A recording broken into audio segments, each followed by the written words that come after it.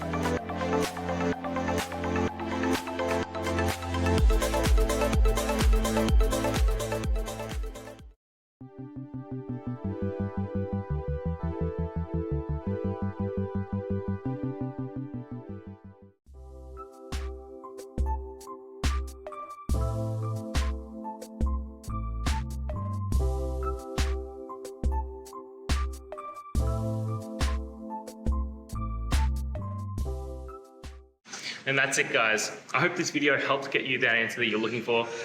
Now, I'll see you next time. Please subscribe for more question and answer videos. And if you have any more, please shoot them through in the comments. Have a good one.